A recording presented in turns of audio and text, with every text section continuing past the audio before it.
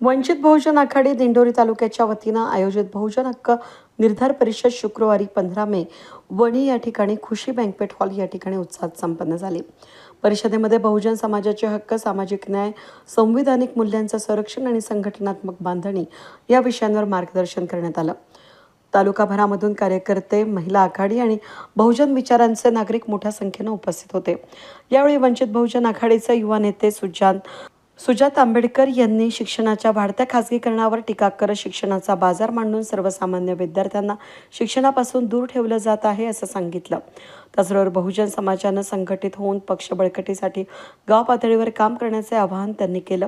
राज्य प्रवक्त्या दिशा पिंकी शेख यांनी सरकारच्या धोरणांवर सडकून टीका करत बेरोजगारी, महागाई आणि सामाजिक विषमतेच्या प्रश्नांकडे लक्ष वेधलं। जिल्हाध्यक्ष चेतन गांगुर्डे यांनी स्थानिक मंत्री असूनही नागरिकांना मूलभूत सुविधांसाठी संघर्ष करावा लागत असल्याची खंत व्यक्त केली। माजी उपसरपंच किरण गांगुर्डे यांनी बहुजन समाजाची ताकद गट आणि गणपातळीवर निर्णायक ठरत असल्याचं सांगत कार्यकर्त्यांनी एकजुटीनं काम केल्यास वंचित बहुजन आघाडी अधिक बळकट होईल असा विश्वास व्यक्त केला। परिषद यशस्वी करण्यासाठी बाळासाहेब शेजवळ, प्रशांत अहिरे, विकी दुर्धवळे, तुषार मोरे, संकेत गांगुर्डे, समाधान शिरसाट, विशाल गांगुर्डे, दादा मोरे, पदाधिकारी आणि कार्यकर्त्यांनी परिश्रम घेतले।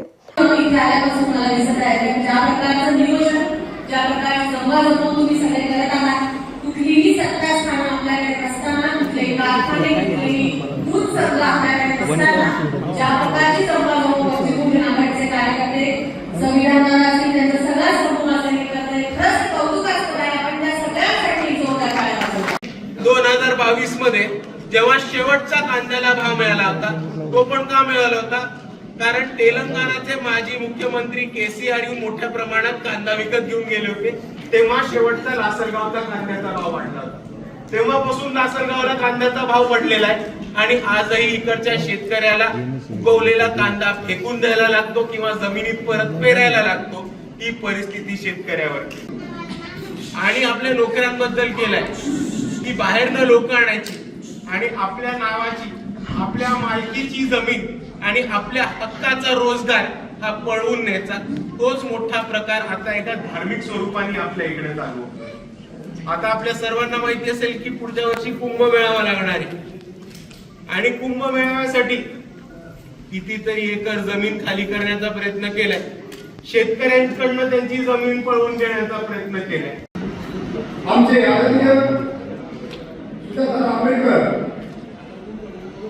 या कार्यक्रमाला आवर्जून म्हणून या ठिकाणी उपस्थित झालेल्या दिशाताईचे उपस्थित आणि जी जाधव साहेब या परिस्थितीमध्ये जर नाशिक जिल्ह्यामध्ये जर जिल्हा परिषद सदस्यपदावरची नागरिकांनी मिळाला असेल तर वणी जिल्हा परिषद सदस्य असेल हे तुम्हाला आग्रह सांगतो।